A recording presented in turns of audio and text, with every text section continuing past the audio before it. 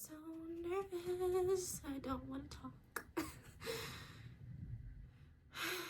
So, life is changing a lot, as it always seems to do and never seems to stop doing. So that's what we're gonna talk about today.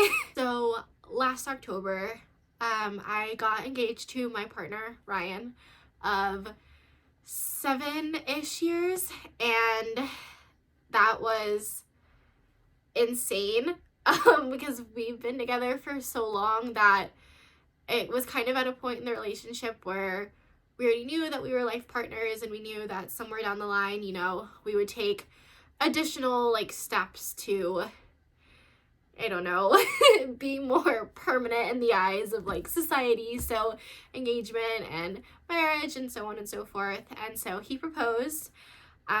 He did a really incredible job of planning it very secretly, which I did not expect because I'm usually very good at picking up on things, and people can't get past me when it comes to keeping secrets or lying or whatever it is. And he somehow managed to swindle his way into pulling off the most incredible proposal I've ever seen, but I might be biased. And yeah, I think that a lot of people are expecting us to move, at the speed that most people do. So I've gotten a lot of questions about planning, our wedding and what that process is like. And if I'm being totally honest, we have not planned shit. We have not planned a single thing. I haven't thought about flowers or bridesmaids or a location or anything at all, really. The only thing that we have decided is that we want to get married on the same day that we started dating, which means that it's too soon for 2024 because I just can't imagine planning a wedding or anything of that capacity within such a short amount of time. So as of now, the only thing that we've decided is that whatever we do, it will be in 2025. I'm a firm believer that it's really important to savor every chapter of your life and every phase, because you'll never get to experience that again, at least with that person. So we really want to enjoy this and experience this new chapter of our relationship. And yeah, that's the update on the engagement / not wedding yet. I feel like it might get a little bit emotional about is that we are moving, all for good reasons. We somehow, by the grace of the universe, had an opportunity to buy a little cottage that's really close to where we live currently in Utah. It's been a really weird process. For the last 2 years, I've said to myself that I really want to buy a home soon. I'm someone that really loves to get involved in the house. I love to renovate. I love to design things, to paint, to tear the walls out, anything and everything that I can do, I want to be able to do. And in a rental, or at least in most rentals, you don't have the privilege of doing that. So it's been something that I've been wanting for a while now. I did not think that when I wrote in my journal last December that I wanted to buy a house in 2024, that it meant I would buy a house within 2 months of 2024. So definitely really excited. Also very overwhelmed though, because buying a house is one of those processes that they never really teach you about. You kind of just think in your mind that oh, you have to buy a house and you have a loan and there's no paperwork, but it's so incredibly convoluted, and it's also gone really quickly. Once the process starts, or once you make an offer on a home, things go really, really quickly. And I did not expect that. So I haven't really had an opportunity to process all the different changes that are happening right now. But we are very excited. The house has a massive yard, room for like a garden, has a huge old tree in the back. I don't know what kind of tree it is. And then it also has like a massive pine tree in the front yard that like covers one half of our house, and like it's beautiful when the snow falls, and it has so much space, more space than I can even imagine. Like I genuinely don't know what we're gonna do with like half the rooms in the house, because there's just like so much space, so much room for activities. We're really excited, like we can finally have a guest room instead of our guests sleeping on a mattress in the office that also has the dog crates. Like we can actually have a space for like our friends and family to like comfortably and safely sleep when they come to visit us or stay the night or whatever it may be. The home is, I'm not gonna give too much details because obviously the internet. But the house was built in the early 1900s. It's like a cottage / bungalow style. It has some original features, so like crown molding. It has original hardwood floors, a bunch of original windows. Granted, they gave the landlord special and painted almost everything. So there's a lot of work to be done to kind of bring it back to its original charm, or at least close to that vibe that it would have had when it was originally built and when people used to live there many, many years ago. So yeah, we are moving, and it could be less than a week, or it could be a week and a half. It's kind of undecided right now. We have a few things we have to iron out. But yeah, I'm really excited. I'm also really nervous, because if you follow me on like Instagram or TikTok, then you'll know that like my home is something that is very important to me. Even if it's a rental, home has always been like a very volatile and unpredictable space, especially when I was younger. And now that I'm older, I am such a control freak when it comes to where I live. So the thought of having to basically start over, even though it's a really exciting thing and it's an incredible privilege to be able to buy a house right now, I am very nervous to make such a big change and start all over again, and permanently be living with my life partner. It's very like indicative of the chapter that we're in, and it just makes everything feel a lot more intense, and committed, maybe is the best word.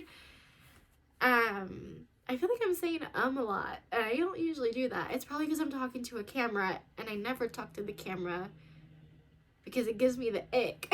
And there I did it again.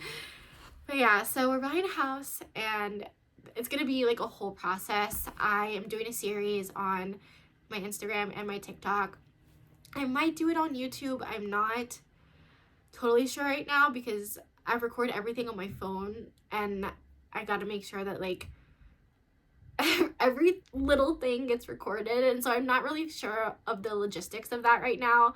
But I will be doing the cottage series on my socials, and you can follow along. It'll be a whole process. I genuinely have no idea how we're gonna swing this because I'm very handy, and I have a lot of experience with like small renos and stuff like this or stuff like that. But at this house, we will be like demolishing a wall and patching up like old doorways and installing wood beams and French doors and tearing up carpet, and it's just gonna be like a whole thing, which is, again, it's something I've wanted to be able to do this for so long, and I'm so excited to finally have like a creative outlet like that. I love to be busy and work with my hands, and so I can't wait to literally have a project every single week and have something that like I can work towards and achieve. I'm really excited about that, but I also have no fucking idea what I'm doing. I'm just watching YouTube videos and making a list of all the tools that we need and trying to get better at math so I don't fuck up the measurements, and hope to God that this cottage is done justice and not ruined by my amateur attempts to renovate it and restore it. So this next update is going to be a little more personal.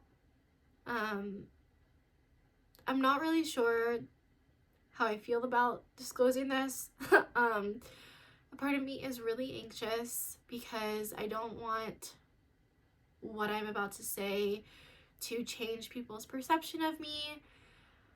But I also, in the same breath, feel like it's very important to have conversations about things like this and to be transparent, especially as someone with a platform. I feel like it's really easy to pretend like you're a character and you're playing a role and you're not a real person who has real struggles and things like that. So I'm not really sure how I feel about this right now, but I guess we'll find out once I start talking about it. So basically, growing up, like my entire childhood, teens, young adulthood, I have always been different from my peers, and the adults in my life kind of always chalked it up to the fact that I was highly sensitive, or I was an old soul, or I was just very empathetic, and very like intense, and they kind of just were like, oh, that's just how Ashley is. And I, you know, as I got older, I just kind of did the same. I was just like, oh, I'm just overly sensitive. I'm just difficult. I'm just too intense. But I had a lot of things that I was struggling with that as I got older, the medical professionals in my life kind of chalked up to depression, anxiety. As I got older and, you know, I continued going to therapy, I had a lot of different diagnoses that they would give me and then basically like revoke and say that, oh, actually you don't meet the criteria for this and we don't think you have it. I was diagnosed with borderline personality disorder, and then they said, oh no, you're not. And then I was diagnosed with generalized anxiety, and they're like, oh no, you're not. And then they were like OCD, and now they're like, oh no, you're not. So there's a lot of like different signs that the people around me were missing something, but no one ever really bothered to find out what it was. And as I got older, I tended to feel like I was watching all these people around me, and especially the women around me that were in like my circle or surrounding circles, and I was really trying to do what they were doing because whatever they were doing was working. You know, they were likable, they were sociable, they were cool, they were popular, people were intrigued by them, they wanted to be friends with them, you know, have relationships with them. And so I was always just watching and trying to figure out what other people were doing that I could do that would help me integrate better into, you know, society and social situations. And so I always just felt like I was trying so hard to do all the right things, and for some reason I just still was off, and I was still different. And, you know, I would get, you know, when I was younger, I was in high school, I would get bullied by people and all of these different things that it was just like, no matter how hard I tried, there was just something not right. And so the pandemic hit. I have graduated college. I am now unemployed because of the pandemic, and I am alone for almost an entire year. My roommates have, left. They're kind of in and out every few weeks. They'll pop back by and stay for a couple of days and then go back home to where it's safer for them to be. But I stay in the city alone in this rental. And despite the fact that obviously I'm very anxious about this global pandemic and what's happening in the world and fear of being sick and other people being sick, I also have a level of relief and peace and happiness that I have never experienced in my entire life. And so around the same time, I download TikTok. And as the algorithm does, it starts connecting you with people or accounts that have similar interests, behavior patterns, personalities, all sorts of different things. And I connect with someone who is neurodivergent. And at the time, I kind of just think that I have anxiety and depression, and I'm just bound to struggle with depression, anxiety, and suicide for my entire life, because I'm just too sensitive. I'm just too difficult. And so it's just like I'm the problem, basically. And so I connect with this girl who kind of, I don't think at the time either of us thought that I was neurodivergent, but we had a lot of similarities and a lot of similar life experiences. And so I start to question if the people around me got it all wrong. And a few months later, in 2021, I think it was January, actually. It was like the first week of January. I returned back to, virtual therapy, and I'm going to therapy for OCD, which is what, my most final diagnosis at that time was. And I'm getting exposure therapy. And I am doing all of this exposure therapy and, trying really, really hard to feel better. And something about it just, I feel like we're missing a mark. And the diagnosis just, like, for some things it makes so much sense, and I desperately wanted it to be what was wrong with me because I wanted to feel better. And so I was like, if I have OCD, then I will take this diagnosis and I will do whatever you tell me to do, because I just don't want to feel like this anymore. But it's not really getting better. And the impending feeling of lockdown ending and having to go back out into society is making me very, very distraught and anxious. So I talk to my therapist and I tell him that,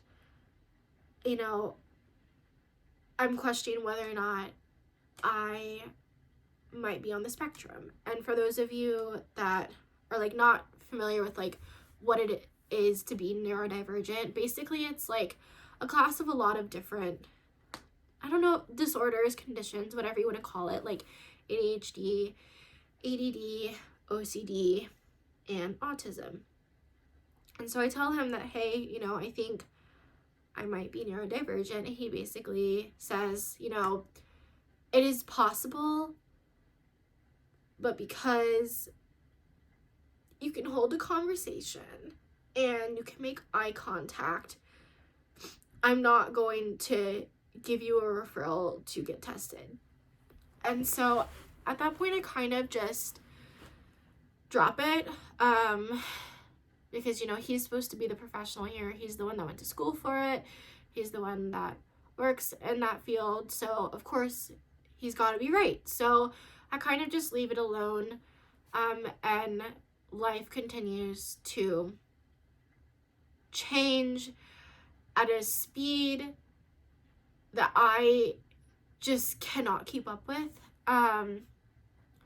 After January, later in February, I moved to Arizona because I was basically, I couldn't afford to live where I was living anymore, and I could not afford to pay rent that was that expensive, and I didn't have a job there. So I moved across the country to live with my partner Ryan, and, you know, see if a different place and different opportunities could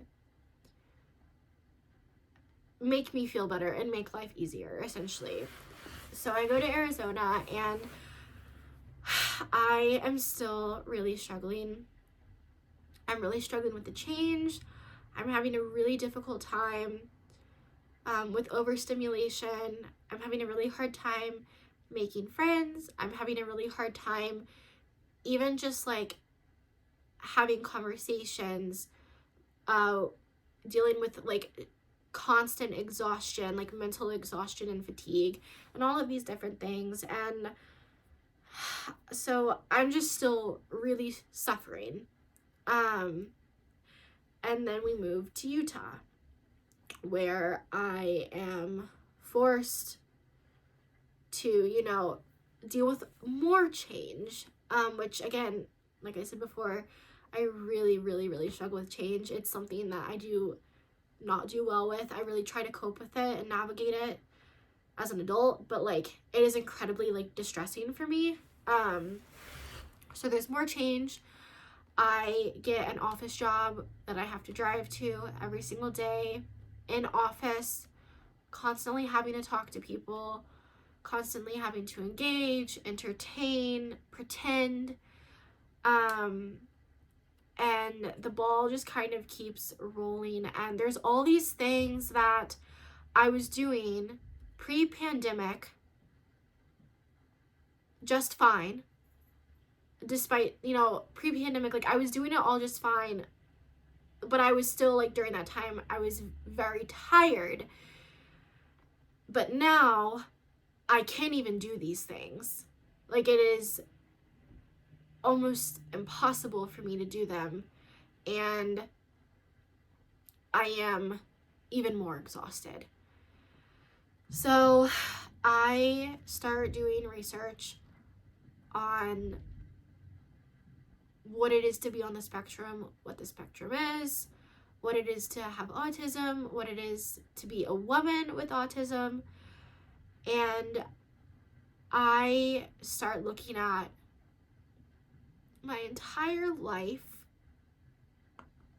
and I am questioning whether or not the people around me missed this huge, huge red flag. And so, you know, things are just becoming more and more difficult as time progresses. You know, one would think that the more you practice something, the more you get familiar with it again, the easier it is. And things were not just getting, they just weren't getting easier. It was getting harder. I was getting more tired. I was getting more burnt out. I was more overwhelmed. I was more uncomfortable. It was just like nothing was getting better. So I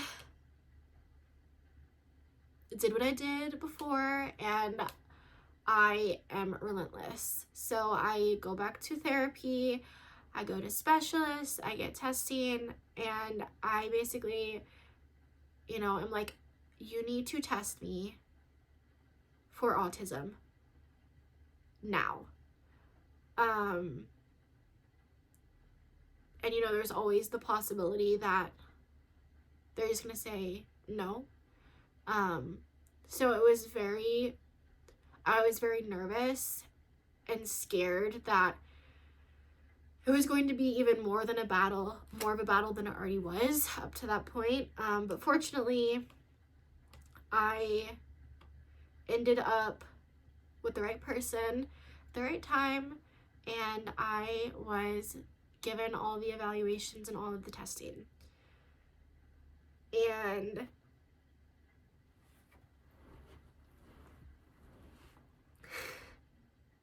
I already cried about this like plenty, so I don't know why I'm crying more.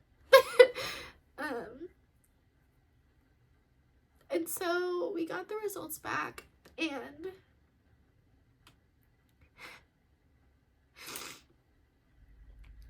I have moderate to severe autism.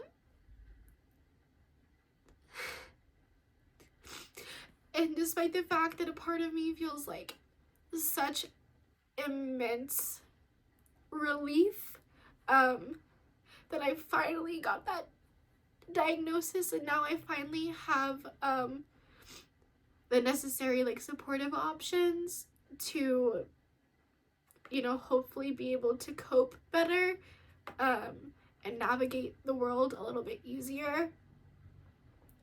It's also been a really distressing process, and I have a lot of grief about everything. You know, I think about younger me who always felt so isolated and dealt with, you know, bullies and depression and suicide from a very young age, and I just grieve for her because to a certain extent, if people had noticed sooner, I probably would not have suffered the way that I did. But I am very grateful that I had the privilege of at least getting diagnosed at the age of 27.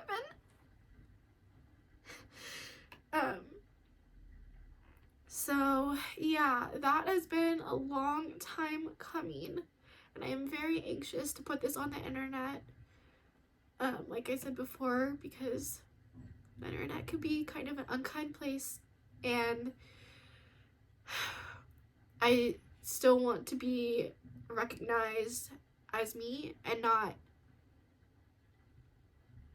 you know, like I'm not any different than I was 10 minutes ago when I first started telling you this. So yeah, that's a big update. But I have a long list here that I wanted to read of all the different like symptoms and experiences that I had over the course of my life thus far, that I gave to my evaluator. And I feel like this is really important to share with you guys, because if you know, again, to a certain extent, like self-diagnosing and self-research is very, very important, because like me, there are a lot of people that will go their entire lives being undiagnosed or with the incorrect diagnosis, and they will suffer for their entire life. So I think it's important that I share this with you so that you can better advocate for yourself if you have concerns or questions. And yeah, so I'm just gonna read this. So social anxiety. I struggle in social situations with larger groups, especially if they're people that I'm not familiar with. I hyperanalyze what I say to try to contribute to the conversation and act like I'm interested. I really struggle with eye contact, and I know my body language needs to seem engaged, so when I'm talking to people, I have a hard time keeping track of the conversation because in my head, I'm directing my body language and eye contact. I have a very intense need to be in control, and that goes for literally everything. I'm very averse to change. I will basically do anything to avoid things changing and take extreme measures to attempt to prevent it.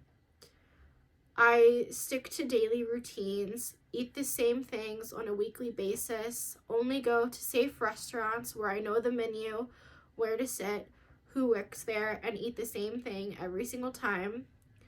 I have weekly rituals that are very important to me, and when they get disrupted because of new plans or changes that I can't control, I have a difficult time coping. I have sensory meltdowns that happen after a lot of triggers have been stacking. It happens a lot after work. It happens after large group social settings. And in some instances, I will go nonverbal because I have just been far too overstimulated. I have big feelings about everything. I don't have a lot of mood swings, but instead I'm feeling everything all at once at all times, which is incredibly exhausting. I struggle to cope with stressors. I feel guilt about everything.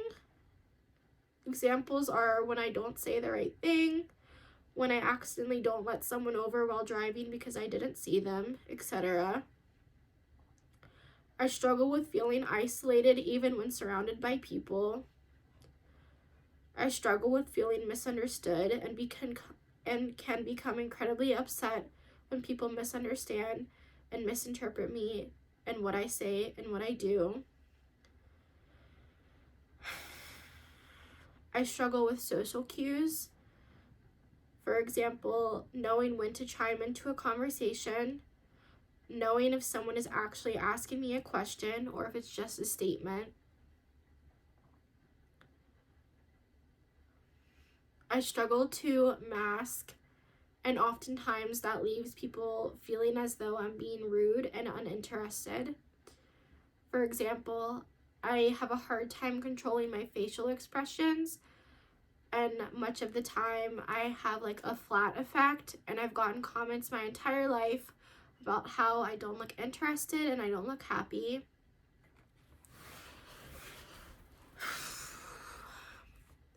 I struggle to stop and change tasks. If I have a project at work, I have a difficult time stopping it. I need it to be finished fully, or that causes me a lot of distress. I have a hard time switching tasks, so going from something that's analytical to something that's creative, or going from cleaning the dishes to stop being in the middle of it and making the bed. I also struggle with this in conversations. I get confused when people jump from one topic to another and there is no connecting thread, relevance between the two, or disclosure that we're changing topics.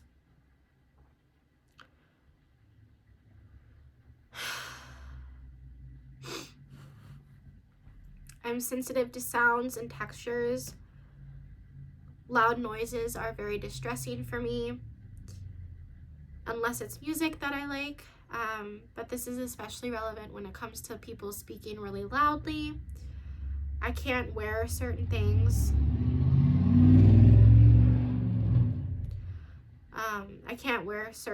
So for example, I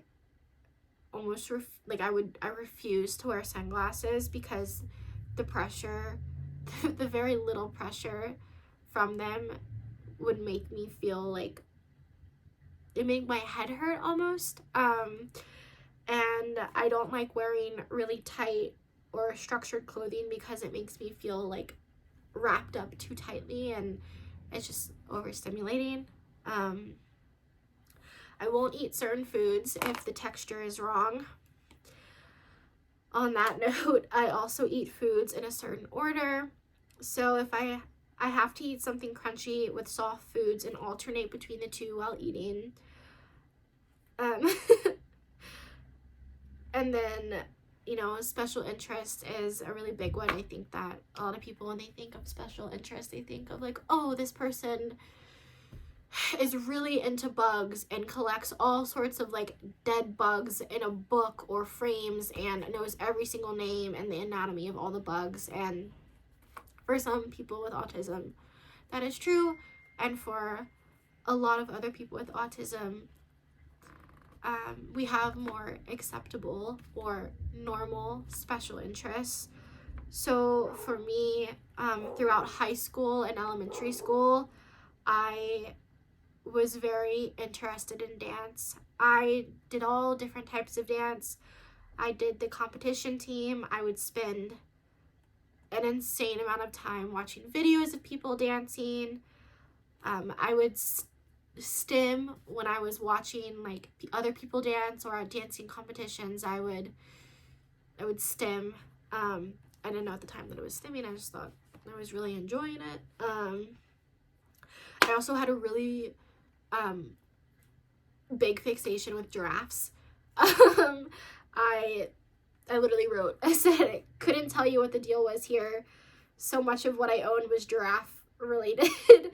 I had lamps, pictures, clothes, and 20 plus stuffed animal giraffes. High school through college, my thing was psychology and sociology and like mental health stuff. So starting in high school, I started taking like AP psychology classes, and I just became very fixated on it. I would do things like read the DSM-5, and all the books that I read were mental health related and about, you know, people that had mental health issues and overcame it, or life stories and stuff like that. Yeah, and then now, as I'm older, a little bit, not that much more, my thing is the outdoors, and like more specifically the mountains. I literally will go on Google Maps and like go to like mountain ranges in the United States or in other places, and I'll zoom in really close and find like alpine lakes, see if people have reviewed it, research the depth, research like how long it would take to hike there. I watch YouTube videos about, you know, hiking documentaries, mountaineering documentaries,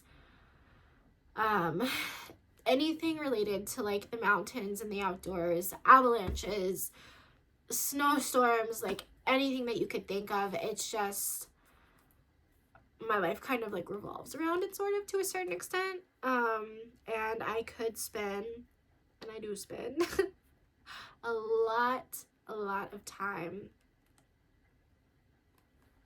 interested in that sort of stuff. So that is the final life update. This is really freaking long, and for someone that usually does not talk to the camera, I'm pretty impressed with myself. Not really. I hate hearing myself talk. But yeah, I hope this answered some of the questions that you guys had. I hope that maybe you feel a little more connected to me. Maybe you know me a little bit better. And I hope that you stick around.